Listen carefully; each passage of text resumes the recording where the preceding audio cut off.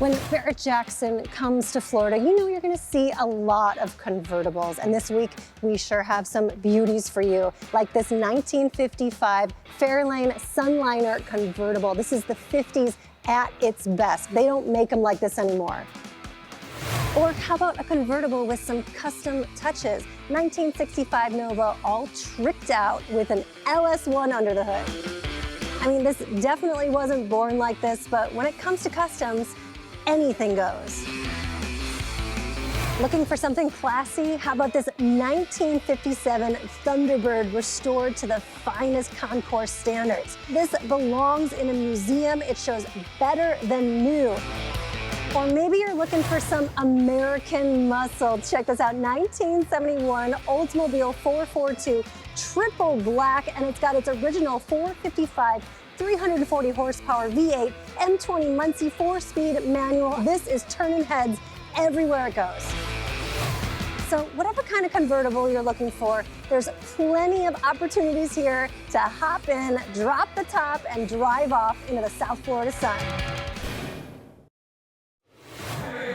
Is one of the cars our April Rose featured in her look at convertibles and all their variety here at Barrett Jackson. This is a 65 Nova Custom. So I'm often intrigued when I look at pickup trucks that arrive here at Barrett Jackson. They've been wildly customized. I think about what they were like back in the day. A friend of mine's father had a 65 Nova.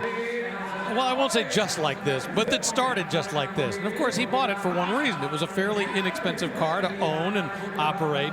Little could he have ever dreamed that look what they've done to this. Inside with his LS engine, the engine turned, the side stuff, the way everything's been shaved off. Talk about shaving, go all the way back. This is not a convertible. This is a roadster. There is no top for this thing. I wonder if this is exactly the same one that my friend's father had. Well, and it is a permanent roadster. You can see the glass is just bare on top, and there is no hiding a convertible top anywhere. It's a permanent convertible, and I don't believe there was a Nova convertible in 1965 at all. Maybe when the Nova was an option package, I believe you could have got like a Chevy 2 convertible, but in the 60s, if you wanted a convertible Chevy, I guess you had the Corvair. That was about it as far as the smaller convertibles. So this is a pretty wild custom. And I tell you, they've customized everything. I mean, first off, look at the great ghost striping that they have down the side, the very subtle work with this bronze kind of inset with this flame orange. And then inside, look at the dashboard. They've taken that to a new level as well. That's not the original dash they reworked. That's something completely new and custom. And you saw that LS under the hood, and it looks like a manual shifter, or at least one to look like it. And I'm seeing a little extra tubing going around in the chassis, so they definitely did some stuff to reinforce this to make it a permanent roadster. $66,000. Looks like John Staluppi may have bought that car.